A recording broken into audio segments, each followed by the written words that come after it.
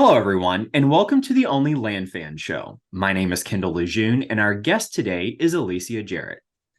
Alicia is a passionate and driven global real estate investor based out of Australia, conducting deals in the United States. She co-owns multiple businesses, including Global Citizens Holdings, Inc., Land Scouts, and Supercharged Offers. Focused on leadership in business and investing in land, her business ventures provide efficient real estate marketing and world-class data solutions, which assists other real estate investors to digitally transform their businesses for increased results. AJ, thanks so much for joining us. How are you today? Kendall, I'm so good. Thank you. How are you? I'm doing so well now that Love it. we get to chat again. I had You're like, we are one of each other's favorite people when it comes to this stuff. hands down. People are going to have to bear with us as we have lots of fun on this. But isn't it interesting when I hear my bio read out, I still to this day go, that person he's talking about. Who is that? Wait a minute, I did do that. It's so exciting to join you again for this Masterclass series. This is our second part of the Masterclass, and last week was such a blast. It's always a treat to get to talk to you. But today I'm super extra excited because we're talking about a topic that is near and dear to my heart, which is growth and scaling. That's where a lot of the fun happens. And so super excited to talk about They this. are two different things, growing and scaling. I think Absolutely. a lot of people use it interchangeably and think it's the same. No, it's not. Let's break this down. So yeah, I'm super excited about today's topic as well, Kendall. Lots we can talk about here. I love it. So let's jump right in. Let's talk about the differences between growing and scaling, because we, just like you mentioned, we hear that term used interchangeably, but there is a distinct difference. So let's talk about some of those distinct differences. There is, yeah. And I think, again, if someone's, I want to grow my business, the growth happens across all facets of the business. So while you might grow and do more deals, you tend to add more people, more processes, more systems in order for everything to grow at the same pace, right? That's growing, right, is doing more deals, but having the infrastructure with your people, process, and systems, not necessarily staying the same, but staying in control. So you're doing more, but getting more efficient across things. So you're scaling your ability to do more without adding necessarily to your operating costs. So think again, just to repeat that, folks, growing overall is growing all facets of your business. Everything that your business involves in, your operating costs increase at the same time that your deal costs might increase. Scaling is doing more, but not having those operating costs increase out of control, right? So what does that equate to at the end of the day? What we're really looking at here is almost like cost per deal, cost per lead, that kind of stuff. Because if you can start to get some of those numbers in your business and understand what drives your business and where you have to spend to do more, but equally where you can pull back on that spend to also do more, that gives you a really good lens to look at things that might need to be tweaked or become more efficient. That's really important distinction. So the way that I look at it as well is, just to break it down even more, is growing your business is actually, you are making your operations larger. You're making your team larger. You're making the resources that you have larger. And scaling is doing more business with that growth. Is that right? All right. Yeah, I love that explanation. I think you explained it better than what I did. No, I just not at all, not at all. I just like to think about it like in even the simplest terms, because again, there's so many, even just in the terms that we just talked about just now, there's so many people that use those interchangeably, right? Yeah, and so it's, let's really get down to the nitty-gritty and split hairs here and make those big distinctions. Yeah. Different, right? Let's just go back to the reason why that distinction is so important, because a lot of people are like, I really want to grow my business. And then they want to go from 2 deals a month to 10 deals a month, which is excellent. But what they notice with that is, hey, Jason, when they're going through that growth phase, all of a sudden they're like, they've gone from 1 VA to 5 VAs. They've gone from paying 1 person in a CRM to paying 6 people in a CRM. And all of a sudden, and it's like the list could go on with a whole range of things, right? More marketing costs, more this, more that. But so then they end up doing more deals. But what they notice is their profit per deal is often not what they expected, because their costs have incrementally gone up too. So whenever anyone is thinking about growing their business, and interestingly enough, one of the first things that we get customers to do when they work with us is fill in what's called a business growth plan. You had to fill one in, Kendall, remember? What are some of the Absolutely. questions we ask you in there? What's your targets? What are your KPIs? What are you aiming for? But equally, what are your systems that you need to look at to help scale that business by having the right support mechanisms in place? So I think it's really important for people when they've got these lofty goals of wanting to do X, really thinking about how do you do that, but at a stage and a pace and a cost structure that doesn't all of a sudden override your whole business. Absolutely. Absolutely. I think that with all the information out there today, it's not a secret, right? Like how to actually grow. We've all heard things about virtual assistants and adding more people and adding integrators and adding CRMs and the technology. That's a whole other can of worms that you can get in the red pretty quickly, right? Yeah. With all of those different resources. But the question is, are you actually doing enough business to support that amount of growth? And are you getting as much as you possibly can out of every dollar that you put into your business? Yeah, 100%. Yeah, great way to look at it. And even in just saying that, when you are adding on processes, systems, people, all the stuff that costs money, I really think people should think about that in a number of ways before they push go on that, because it's the right timing. First of all, so when's the right time to add people, process, systems, etc.? What's the right structure to put in place for that? How much are you willing to spend on that stuff to get the return that you're looking for? And are you maximizing all of those channels as well? And what I mean by that is talking to a customer the other day, and they've got a VA. The VAs, they're literally paying a full-time resource, but they're sitting there working part-time. I'm like, Mhm. that's not good. That's not scaling. That's just costing you money. Absolutely. Absolutely. And I have to be fully candid here.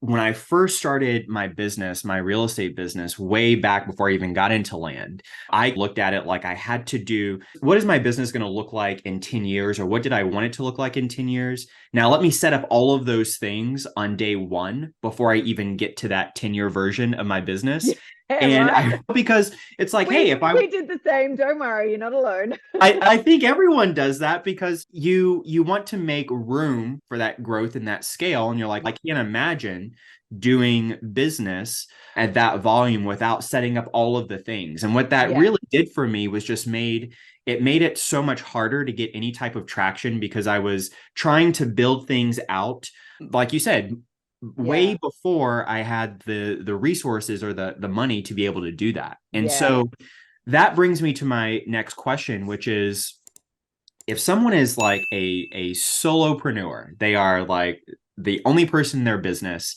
Mhm. what's the very next step for them in terms of growth or scale? What does that even look like? Oh, that's a big question. Let's break that down first of all. It's funny just listening to you talk before. Do you remember on last week's call, we were talking about where do you begin in your business? And I just said, when we first started, our entire CRM was run off Google Sheets because we Yes. didn't know Yes. what good looked like at that point. We didn't know like how we wanted to run our business and what are the bottlenecks. So we literally started it on Google Sheets. So let's use that as an example to your question, right? Because when we were newbies, that's what we did. When we got to that point that we realized that there was enough volume of tasks in that sheet for our team, then it became, how do we want those tasks to be managed? What are when we say managed, that doesn't necessarily mean a person is managing them, but what are the processes and systems that we want to put in place to take this deal from here to here? What's the bouncing ball and follow it through? The next thing that we looked at is once we've got the right processes in place, how do we train up the people to manage those processes? So think again, when someone's starting out, and we see this time and time again, and I talked about this last week as well, folks, you get to that tipping point where you get super busy. And the first thing that people do is go, great, let me go and hire a person and plug that hole. But the busyness doesn't stop because then we end up with a people problem. And now we're managing people and resources. So the first thing that I think people should do is think through the lens of system and process. So what is the system or process I can do to implement at a low cost to manage that thing for me? If it exists, great, plug and play. If it doesn't exist, can you create it? Or are there other people out there that have got an alternative to your process or system that you're looking at that could get you the same outcome, but maybe look at how you get there a little differently?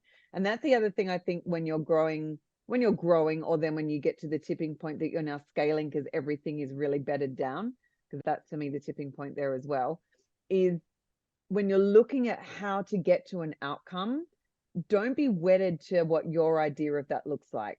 Because we had a lot of things as we were in a growth phase before we got to a scale phase, because they are two distinct phases, that we thought we knew what good looked. And then we went and we implemented a CRM that we needed to do a lot of customization to.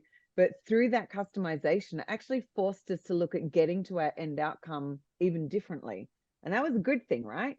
So sometimes you've got what you think is a good outcome in mind or how to get to that outcome, but in a growth phase, be open to the fact that there might be a different way to get there that's better than what you know.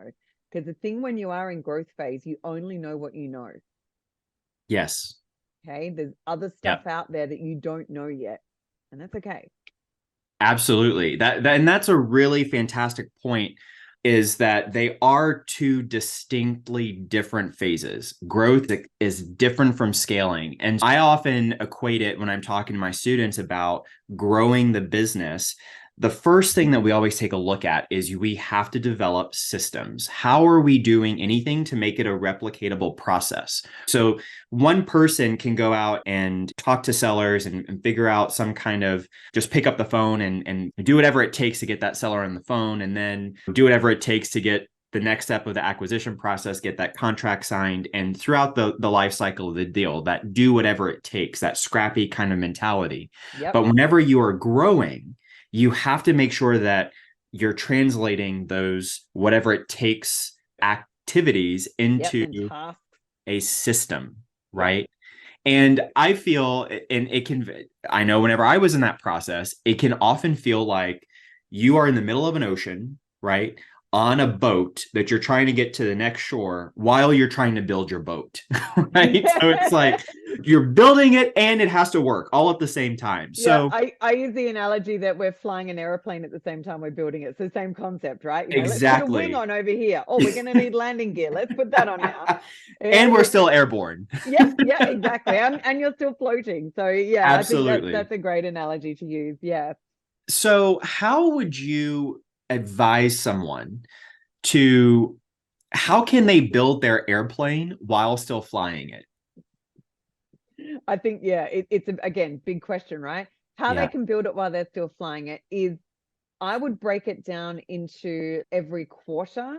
What is the growth that I want in the business every quarter? So if I'm a newbie starting out and my first goal is to get a first deal, great. Once you've got that deal, in the next quarter, do you want to go from 1 deal a month to 2 deals a month? Okay, over those. And the reason why I'm breaking it down per quarter is a month goes by way too fast, and a quarter kind of feels like a nice chunkable size of time to achieve the next phase of growth. So if we want to go from 1 deal to 2 deals, let's map out the process of what it took to get 1 deal. And in all of those processes, what can be easily replicated to go from 1 to 2?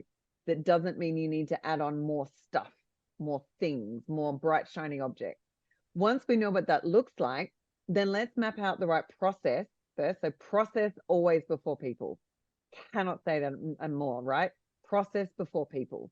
Because when you've got people, like that thing you were saying before, right? The doer who's getting in touch with the seller and nurturing the lead and doing this and doing this. A doer is great. But if they're just working on their own and not following the right SOPs and processes, if that person leaves or they're not working out and you need to get a new person, guess what? A lot more headaches. So really at that stage of what does that next quarter of growth look like? Map out what are all the different processes, steps, systems to go from 1 to 2. Then in each of those, really just get detailed and clear on what are your SOPs, so your standard operating processes. Now that might sound big and overwhelming to people. It's not. It's actually really simple. To do an SOP is really to look at a task, so any individual task, and to go, what is the outcome of that task? What needs to happen before that task so that you're knowing that there's a line of process involved? And then once that task with all the steps has been completed, what's next after that task? So I think people often look at their SOPs in isolation of just this. It's no, it is this, but what needs to happen before that thing and what then happens after that thing. Because your SOPs need to be sequential and they need to flow into one another. Otherwise, it just is just a one thing. With your SOPs, guys, for anyone listening, the easiest way to do your SOPs is on each of those tasks. Even more awesome if you've got a team member. If you don't have a team member, that's okay. Record yourself. Get on Loom or Zoom or whatever it is. Record yourself doing that thing and talking through step 1, click here. Step 2, go here, type this in. Step 3, click here, go submit. Now, whatever it is, do that out, record it, literally upload it to something like Descript, or there's hundreds of tools out there now. A lot of them are free as well. Upload it, get it transcribed, edit it, done. There's your SOP.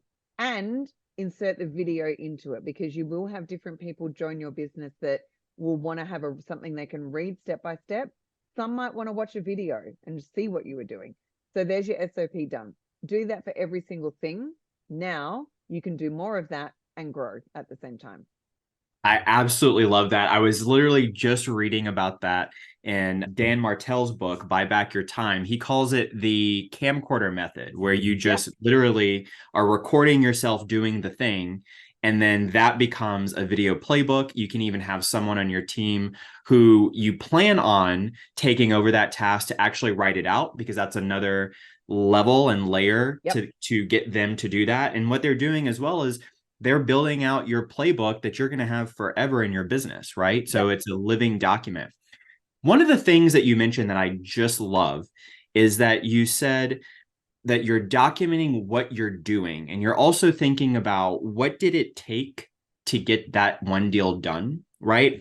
And what I love so much about that is I see a lot of people that are brand new and they say, okay, I know I need to build out my SOPs. I know I need to create some systems and processes, but they try to do it in a vacuum. They do it before they actually do the thing.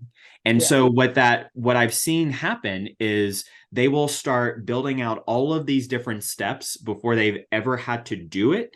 And so that typically leads to either really brief SOPs that don't really cover what needs to happen, or it's a way long drawn out process because it was created in a vacuum. And it's, wait, we're doing like 20 extra things and we don't need to do that. Correct. And then you've got to go back and rework them all, right?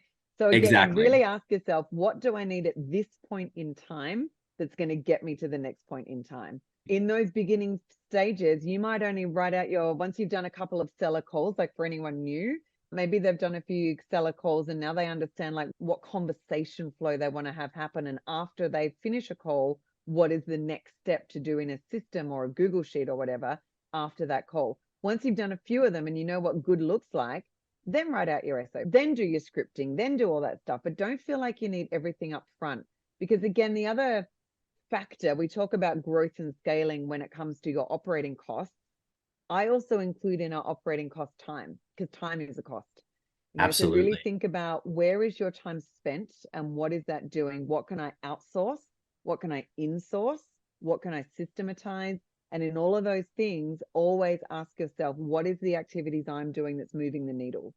Because if you're stuck in just writing SOPs and not actually talking to sellers or buyers, you ain't moving the needle. You're not moving the needle. Absolutely. And that's so good. And I love that you include time as a cost, because it absolutely is. It absolutely is. Just like energy, in my opinion, is also a cost. What are you spending a lot of your energy on that just zaps you for the rest of the day? That's a cost, right? And the other thing is, I think that when people are creating SOPs, it's important to realize that that is a very personal set of processes, personal to your specific business, right? So what works in my business is not going to work in your business, and vice versa, because we have different resources, we have different team members, we have different sizes of staffs. And so it's important to write your SOPs specifically for you, right? So if you're sitting down and you're writing, okay, what do I want my lead process, my lead process to be? How am I processing the leads? Well, if you're building out an ideal SOP and that has 2 different VAs and you don't have VAs yet, then that may not be the bbest SOP Correct. for your specific business, right? Just Yeah. time. If you don't have the time to call people, or if you know that you're working a full-time job and you say, I want to call every lead that comes in within 10 minutes, and you know that you can't physically do that because you're working a 9 to 5 job, then don't put in your SOP, because while that might work for someone that's doing land full time, it's not going to work for you. It's just going to be a whole Yeah. bunch of frustration, right? Correct. Correct. Yeah. Yeah. And the other thing I would recommend is once a quarter, go back and review your SOPs, because stuff changes and moves all the time. So keeping them current also means that, again, if you're in a scale mode, so if you're out of growth mode and you're now into scaling, what you're going to have to also monitor is different nuances and changes in your business of things getting more efficient, or systems changing, or people making things more efficient. And always go back and update stuff as you go, because the thing is, when you're in a scale mode, what you don't want to have doing is SOPs that are requiring people to do rework or have to go and look something up that makes their time not efficient because the SOP is not correct. So make it a practice to even do it together as a team once you've got a team and stuff as well. Every so often, get together and review stuff. Is this still current? Does this still work? Can we make this better? Where in this SOP can we save time or make it more efficient? Because by the time you've got resources underneath you and you've really given them the right tools to be successful, if you got good people, they're going to come up with some great ideas around this stuff as well, and really leverage that when you're in a scale phase. I love that. I also love that you were talking about planning and looking at things by quarter and what's going to be coming up in the following quarter. I know a lot of people that make a lot of money but they don't plan at all. And that's okay. It's not for everyone, but it makes growing and scaling significantly harder when you're not planning and you're not being intentional and setting up a plan of attack to be able to grow your business. It happens by accident versus by intention. Yeah, absolutely. Completely agree. Yeah. So let's talk a little bit about, let's say someone has grown their resources a bit. They have a virtual assistant, they've got a CRM, they've got a pretty consistent marketing cadence. And so now they have enough data. Maybe they are 2 quarters into the year. They have enough data to know, okay, this is what we're doing from an operation standpoint. I send out this much mail, I get this many leads. All of that is, they're starting to get a pretty good handle on their metrics. Yep. How can they increase revenue in their business and maximize the resources that they have without spending more money prematurely than they actually have to? Love it. Yeah. Here's what I do. Couple of things. Number one, learn to dominate a market. If you've got a couple of counties that you've done deals in, keep going in those counties. And when I say keep going, I'm talking like every quarter you're marketing to that county. We've now got some counties that we've been doing for 7 years, and we now have a really good buyers list there. We've got builders and developers that we can sell lots to. We're known. So sellers, the more that they see you, the more that you become front of mind over other people that they might only see once. So really think about those economies of scale when it comes to how can I dominate a market so that my processes in that market become completely repeatable. My data is the same. My message out to them is the same with its cadence. Every quarter, I'm sending them this or this. My buyers list is getting bigger every time. Because what that then means is when you start to get to that stage that your buyers list is good and people are inquiring a lot, you get to the cadence and that velocity of money where the minute you get a deal under contract, you're managing your CRM effectively. You should be able to push that deal out to maybe a couple of hundred buyers that are in your CRM that are looking for properties in that area, or maybe they bought properties from you before in that area, and hopefully sell your deal before you have to then go through the process of advertising it, putting it on land.com, getting all your photos done, all the other stuff that adds to the time and energy factor, right? So the more that you can dominate a market, the better. The other thing in that market is expand the market. What I mean by that is if you've dominated an area for infill lots, now add on a new strategy in that area, add on acreage, add on recreational land, add on different things. Because again, in that market, if you've got a realtor in that market, title company, probate person that all work that area, you're going to look at more efficiencies by working with the same people repeatedly. And again, that's over time, that repetitiveness ends up being able to tighten those tools and those things that you're using as well. Yeah, that is fantastic advice. And I'll just add to that, I don't Yeah. actually see a lot of people doing that. We have quite a few customers that we've gotten into that rhythm because we're always monitoring results with our customers and saying that market was great. Let's go back in. Let's do more. Let's extract more value. And in sales, you've got to think of it through the lens of hunting versus farming. Hunting is when we're going out all over the place and seeing what deals come back in. Farming, if you think of it like when you're planting a crop and then you're reaping the rewards of that crop, it's the same when you start to dominate a market. The more you can farm that market and keep cycling through, the better.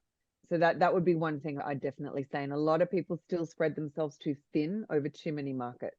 What you end up with there is duplication of processes, but maybe those processes need to be nuanced because this market's different to this one. That county assessor and title company over there is different to this one. So again, really just look for those efficiencies where you can go deep as opposed to broad. That's a really fantastic piece of advice. I love that distinction between hunting versus farming. And what it brought up for me as I was listening to that is there are other real estate professionals in different niches and in different industries within real estate that have been doing this game for a long time. And we're not reinventing the wheel, right? This is not, for example, all of that, the hunting versus farming and going deep into markets, that sounds like a lot of the realtor training that I've been through as a real estate agent. And so if you look to other real estate professionals, get into some of these, groups that also have realtors and they're talking about how they market, how they farm areas. They literally call the areas that they work farm areas because of that tactic and going in. That tactic, yeah. Absolutely. Becoming a professional and expert in that specific. I mean, I've seen some realtors go as specific as like they only work one neighborhood and that's it. And everyone knows them in that neighborhood because they get a Christmas card and all this other stuff every year. So all those personal touches. Yeah. Yes. 100%, Kendall. Yeah. Hi, Dan. I see Dan's joined us. Yeah. So it's really interesting to go to that question because there is a tipping point where doing more doesn't necessarily mean casting the net wider. Doing more means going deeper. That's fantastic. Let's say that someone is tightening their systems, tightening their processes. They are maximizing all of the resources that they have. How do they then know, okay, I have maxed out my current setup of resources. It's either time to grow more or scale more, or what does that whole conversation look like? What are some key indicators that someone is ready for a next step of growth? Yeah, really good question. I guess a couple of key indicators would be number one, make sure that you do have a plan in place and that plan is enabled, because what a lot of people that go into the next phase of growth do is they're recognizing that when it's almost too late. And we're guilty of that too. We've done that in our own business where it's very, oh, holy cow, now we need a new system, a new person, a new this.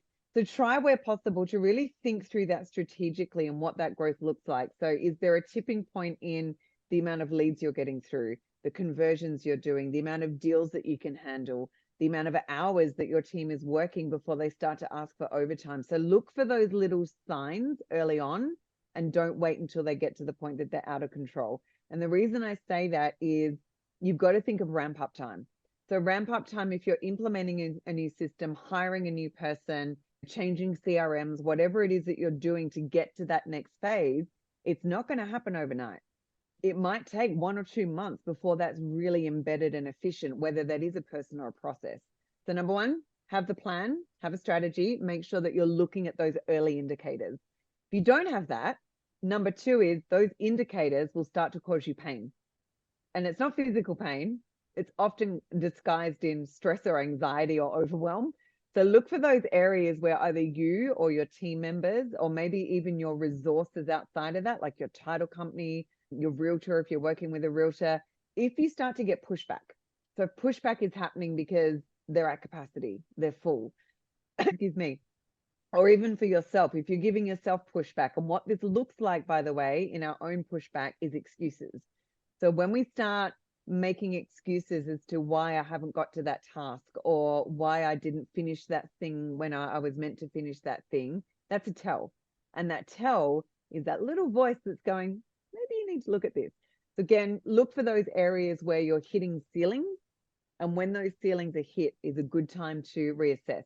Now that reassessment, in my world, that reassessment doesn't mean always just adding in more stuff. What it might mean is that we look at, number one, those existing SOPs and the efficiency of them. Number two, the systems we're already using, and is there anything more we can extract from that? And here's an example.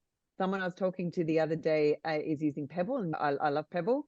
And they openly said to me, I'm probably using only about 20% of the capacity of what this can do. And they were thinking of changing CRMs. And I was like, before you go through the heartache and headache of trying to change a CRM, first, book a call with your provider and get them to show you everything that this system can do. And if you're not getting the traction you want, let me know. I'll jump in.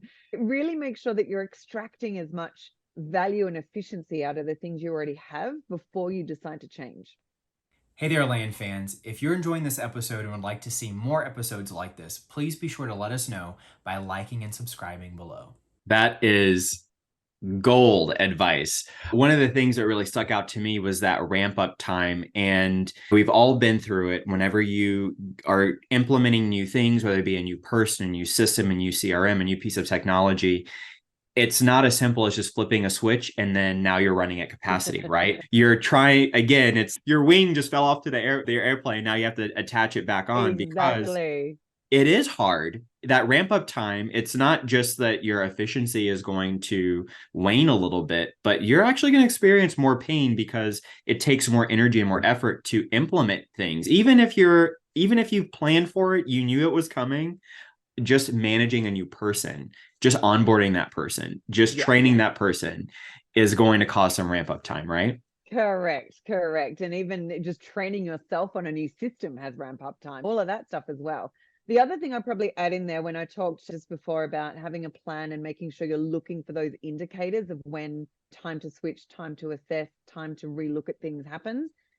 As you're going through that and you've got your plan there, make sure that you're starting to allocate a portion of your profits to that growth phase. Because here's the other mistake I see people make. They get to that ceiling point that I mentioned where all of a sudden pain is present, we're at overwhelm, there's too much happening, we're this, we're that. But then they need help, they need a new person or a process or a system, and maybe they need to pay some resources to help them implement that because they're short on time, but they don't have the budget for it. So now they end up in a whole nother world of pain where they're trying to do it all themselves and can't. And so now things start failing. And guess what we see there? This slow decline of people eventually leaving all this good work that they've put in place because they feel like they're just in overwhelm and can't handle it.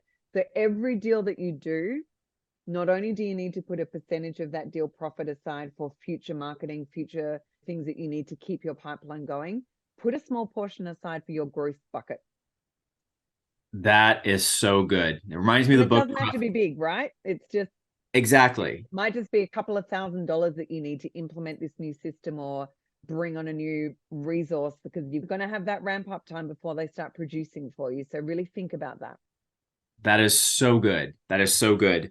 So, what are some of the common hurdles you've seen when clients of yours are trying to grow and they're just bashing up against some of these hurdles? There's patterns that I think that you've seen. There are. So what are some of those common hurdles when people are trying to grow? Yep.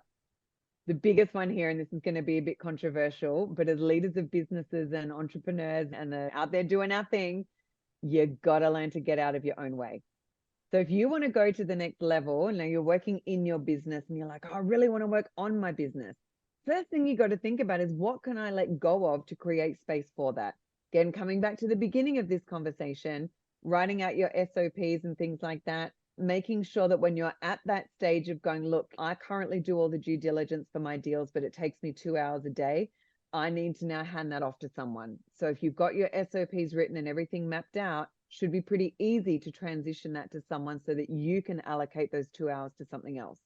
What the cautionary part here though, Kendall, if you create space, so you've created more space in your day or your week to do more, make sure that the promise you make to yourself is you fill that with things that move the needle. I keep saying this moves the needle, right?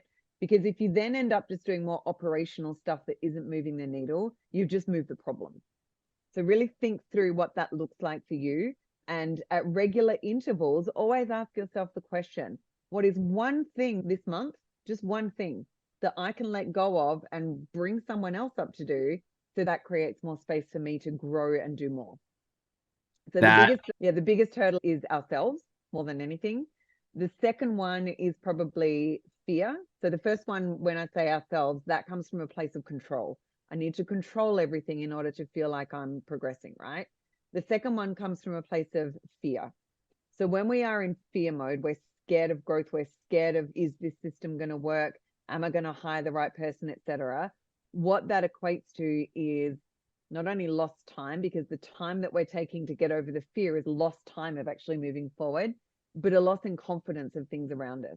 Because if we're operating from a place of fear, we tend to also then be operating from a place of scarcity. And if we're in scarcity mode, we're trying to protect as opposed to grow. that is huge. That is so huge. It takes a lot of courage to put up the mirror and ask yourself that stuff, right?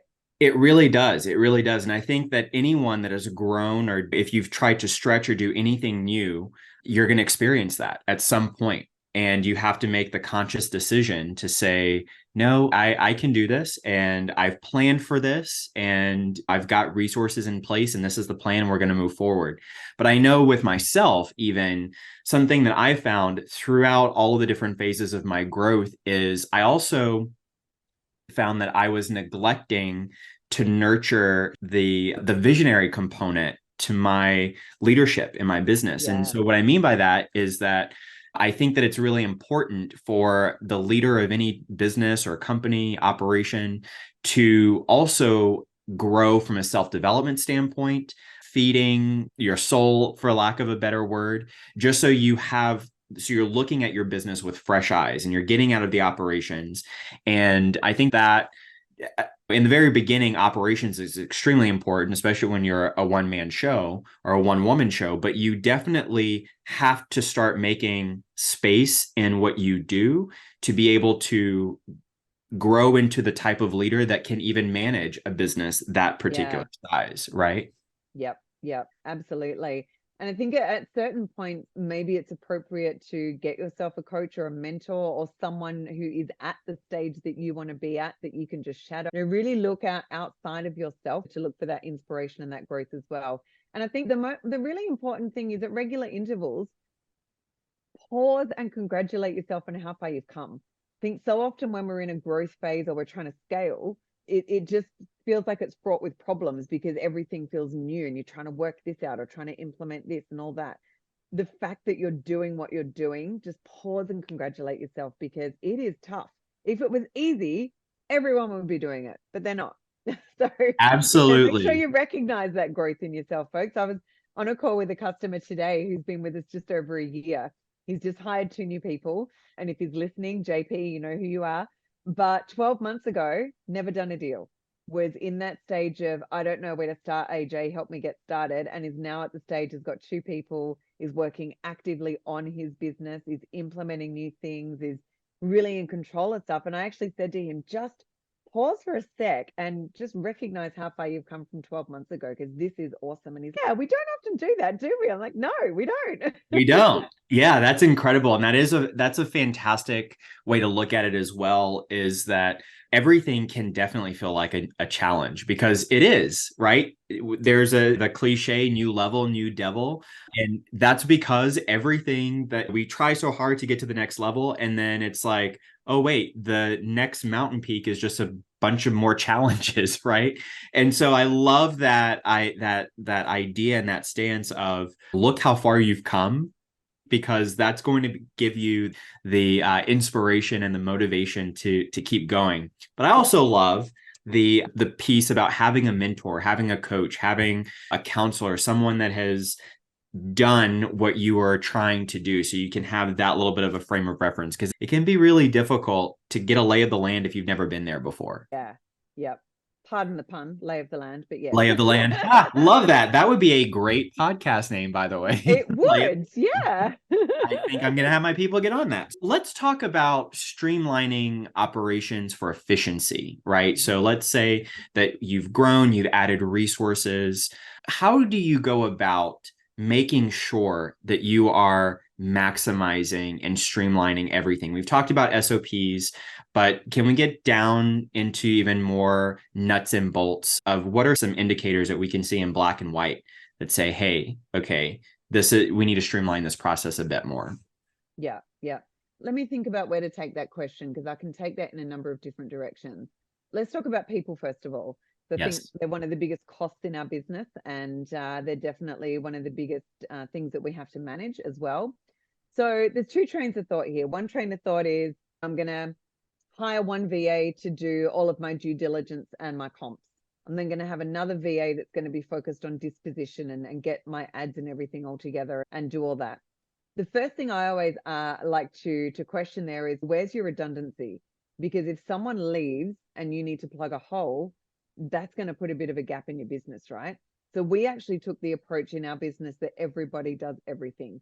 Now, a lot of the mindset that some people have around that is, oh, but what if they take my business and run away? They're not. But if they do, good luck to them, right? If you treat people right and you're really valuing your resources, they're not going to do that. So let's be real about that. But what you then do is you create ownership in your business. Because if I am across everything and all of a sudden a team member is unwell, number one, the other team member can step in and run what they need to for that day. Number two, when we're creating ownership on things, you tend to find that people care more. When they care more, they're more likely to give you suggestions. When they give you suggestions, they're more likely to own the solution for that. If you go, that's a great idea, go for it. So what you want to create is that culture in your team of always improving, of making sure that we're sharing workload and resources. But that also allows you, if you've got, even if it's just 2 team members, for example, and you're training them up on everything, that also allows different perspectives on things that can also create more efficiencies. Because everyone comes to jobs with different skill sets and different ideas, right? How we create a culture to maximize that is super important. So that's probably on the people side. Let me come back to your question and ask it again, and I'll see which other direction I was going to take it, because my brain's gone, oh, it's a long day. Yeah. Essentially, how do you make sure that you are being efficient and streamlining with the resources that you have before you grow to, or try to grow to, the next level? Yeah, cool. The other thing I would say with resources, again, if we just focus on people as opposed to systems, first of all, if you are in a growth mode where you're trying to add more on before you get to that tipping point of scaling with what you have, as opposed to keep growing, I would also make sure, if you've got the right people in place, look at how you can develop those people and give them more responsibility, more growth, more outcome. Number one, they stick with you longer. Number two, again, you're driving more ownership. Then when you need to add more people on, add in the lower level and train them up.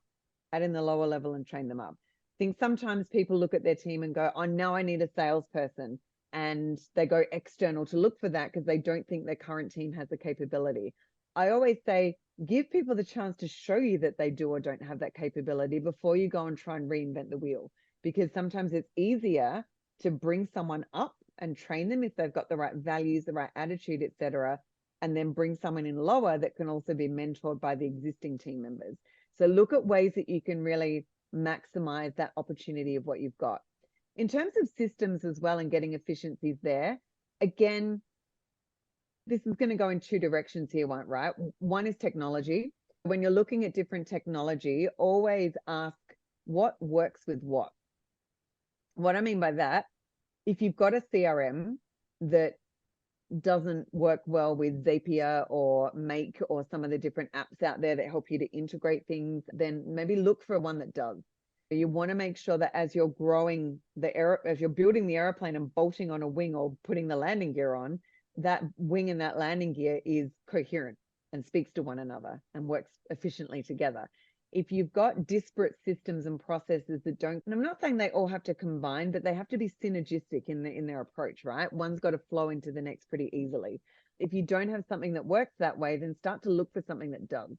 So technology is probably the other thing. Then it becomes more about repeatable processes. So what can you do more of in your existing processes that enables that scale to happen. An example being like maybe your due diligence template.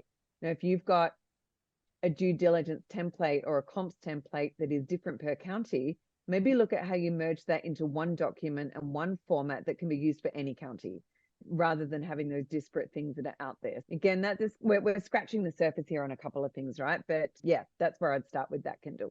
That is absolutely fantastic. You mentioned earlier about creating culture, and I'd love to dive into that a little bit more.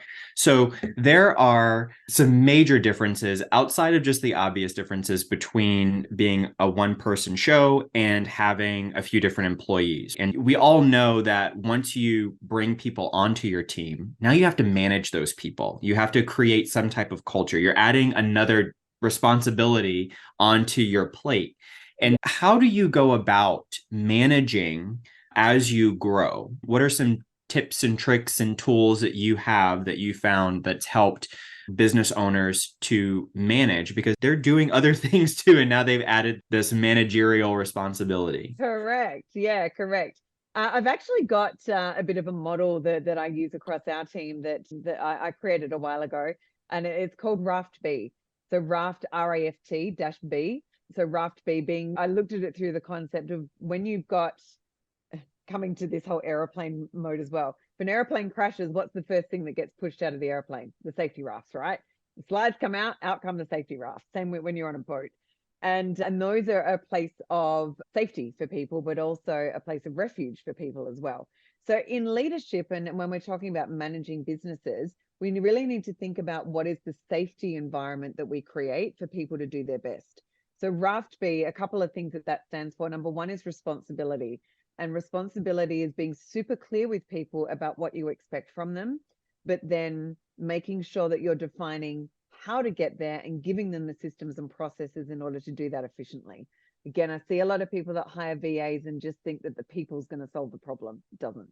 So what are they responsible for? How do you define that? How do you measure it? How do you set that up? A then becomes accountability, because once you've set that up for them, if you've given them all the right training and everything, you've got to let go and let someone be actually accountable. If they're not accountable and something goes wrong, and you're the one trying to make sure that everything's getting over the line, you're never going to get that person to lift, and you're never going to get them to own mistakes. So accountability is one thing. How do I create a culture of accountability that even if something doesn't go well, my team can come back and tell me? They can look at the SOP and go, hey, AJ, I think that this is a bit outdated. I've gone ahead and updated that. That's accountability, right? Where people feel like they have ownership in something and they can do it. The F stands for feedback. So feedback is always create feedback loops. Now, when I say feedback loop, culture comes into play here, right?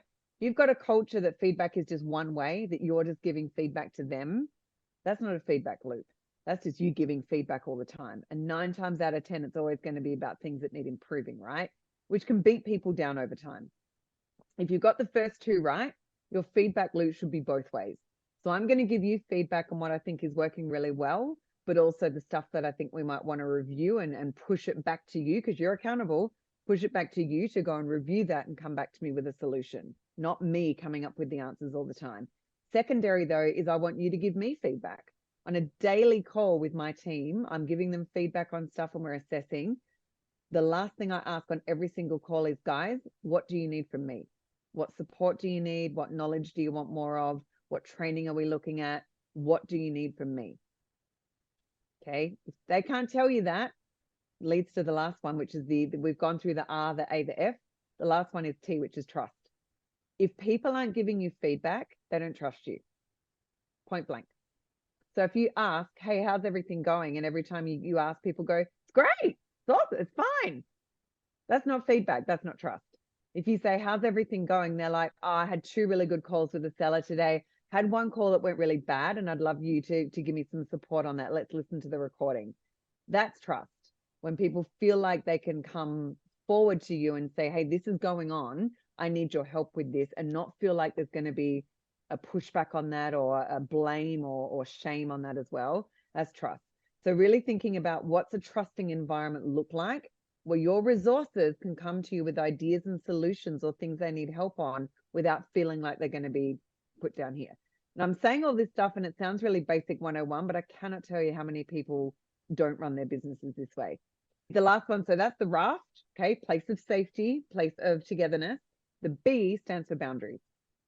Because ultimately, once you've got the raft in place and those things are working really well, you've got dialogue around that stuff, you've got processes and systems around the R, A, S, and T. So all of that stuff's working really well. You do want to also be really defined by boundaries. And what I mean by boundaries is, where does their job start and stop? And where does your job begin and stop as well? Because if I can't define what the boundary is for my job or your job, so within the realm of everything that we're doing, here's your area of specialization, here's my area of specialization, what we end up doing is people start treading on each other and we end up with this feeling of, well, what's yours versus what's mine? So again, really understanding what that boundary is for people and just defining it for them so they know the scope within what they can do. That is a masterclass in and of itself. I could talk about that stuff all day long. It's one of my favorite topics because I think that not enough people talk about it. And it's also, so it's considered like a soft skill, but boy, does it help you to hit your goals. Oh, yeah. And so what I'd love to do is dive in a little bit deeper. I know that one of the things that you and I both love about the land business, one of the many things, is the fact that it can be done remotely. And so oftentimes we have team members from different corners of the globe. And so it's one thing to be able to be in person and see people every day. How do you go about creating cultures of excellence in a remote world? I laugh at that because we've got like in Supercharge offers now, we've got like over 20 people. I've literally only met one of them in person. And that was only a couple of weeks ago. The rest, they've all been with us for years, never met in person. Wow. And I actually don't think it makes a difference. And here's why. If I think that it does make a difference, it's going to lead me to treat them differently. And I shouldn't. Regardless if they're on Zoom with me or if they're in person, it's the same conversation I should be having and the same interaction that we use. What we then need to do, if we come back to that raft B component, what we then need to do is think about what are the mechanisms and ways of working that enable us to work really effectively, even though we're not face-to-face.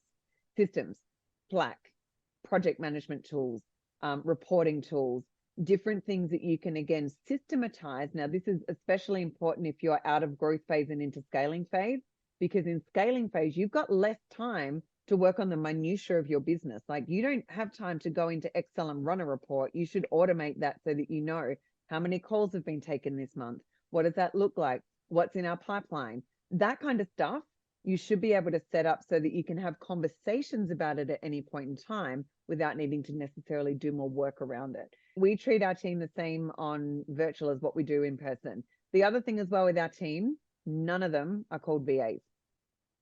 Their titles are customer service, project manager, data analyst, data expert, data concierge, sales closer, sales setter. The list goes on, right? They have those boundaries. They've got clearly defined roles that we want to give them full ownership of. Calling someone a VA for me is, yes, they are a virtual assistant. They're virtual and they're assisting me in my business, but that's not how I identify them. I identify them through their strengths, what they bring to their job, how they're performing in their role, how they're growing.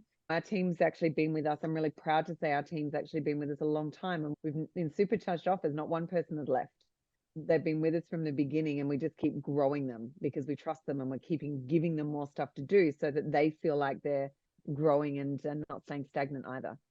Absolutely. I love that. And you mentioned daily calls with your team. Can you talk about the importance of that, especially in a remote environment where you can't all come and sit at the same table in the same room? Yeah, exactly. So the importance of that is making sure that you don't create a culture that everything is on email or Slack or WhatsApp or what have you. You need to still have conversations. And those conversations need to be multifaceted. So number one, checking in on people generally. How are you? What's going on in your family? How are things? Have a conversation, get a temperature check for stuff. Every now and then I'll jump on a call and say, how's you going? And I get, I'm good. That's an indicator for me that something's not right. So will I ask that person publicly and the rest of the team? No. After the call, will I send them a little message and say, hey, can you jump back on Zoom for 5 minutes? I just want to check in. Yes. Again, feedback loop.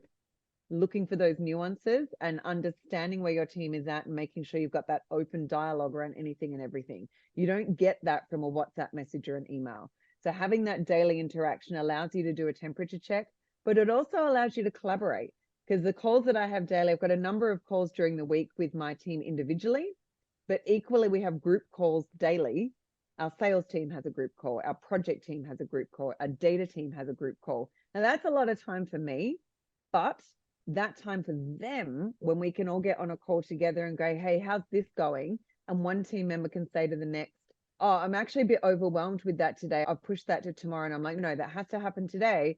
So the other two, can you guys jump in? Have you got some space to jump in and help? Invariably, people are like, yeah, I do. Give it to me after this call. Send it to me. I'll get it done. So again, that in-person collaboration, I say in-person because we're not physically together, but when we're on a call together, that collaboration of people stepping up and stepping in happens. Doesn't happen when you're just on email.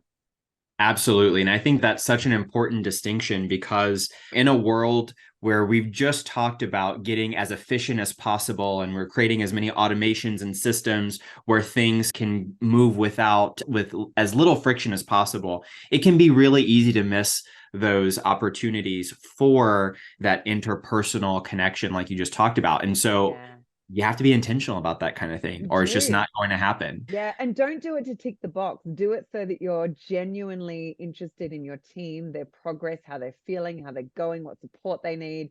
I have career conversations with my team every couple of months too. Where are they at? What else do they want to get exposed to? What are some more skill sets that they want to learn? That stuff, these are humans. Need to treat them as such. Absolutely. Absolutely. I cannot agree more. And I love the fact that you use the term team. It doesn't surprise me that you use that term, but that's very different from my staff, right? A team is very different from a staff. Or my VA. Yeah. Absolutely. And even down to, we talked at the beginning of this call about being intentional with things like your strategy. Our team knows our strategy in and out. We've got a big project called Project Thunderbolt that's a constant, where we're always looking at process improvements and things we're adding, our roadmap, our runway, all of that stuff. Every single team member knows what's in it, and they've got the opportunity to give feedback at any point in time and even put their hand up and go, I want to get involved in that. So don't feel like by sharing everything about your business is going to be too much for your team.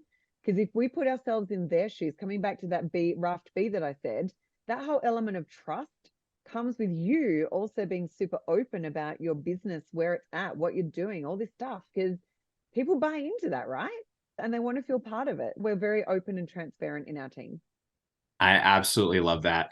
Do you have any resources or books or anything like that, that if someone is, I really want to get more into this, that you can share with them, that way start growing more in that area? There's probably two that I would recommend. One is called The E-Myth by Michael Gerber. And the E-Myth is not E for electronic, it's the entrepreneurial myth.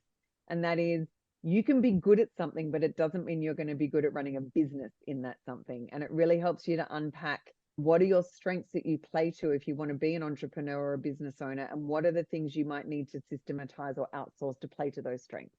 The other one is going to be Atomic Habits.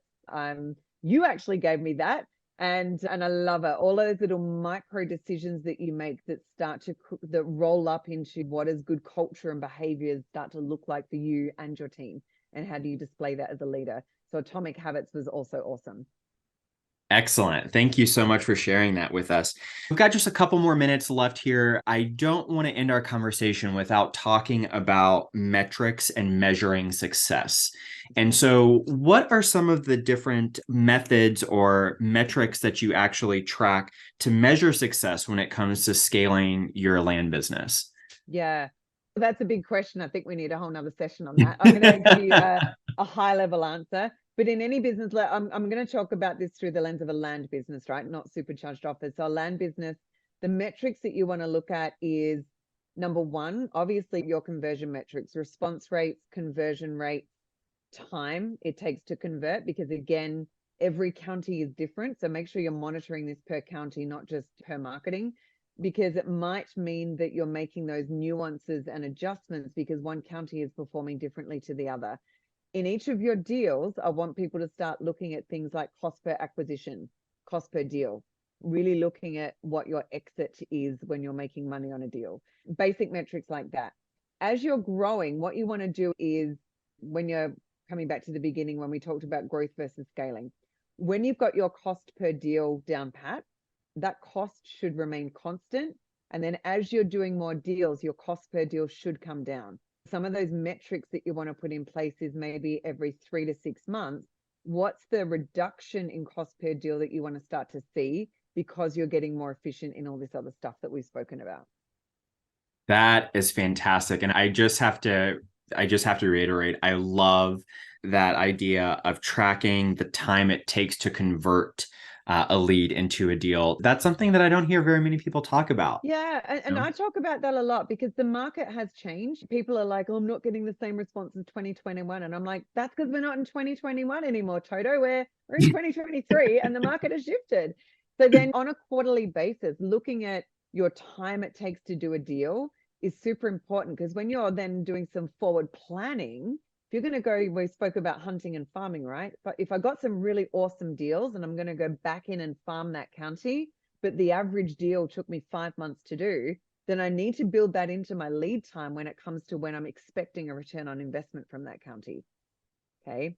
Versus another county that we got heaps of deals, landed in an awesome subdivision, lots of buyers out there. We turn deals around in 2 months.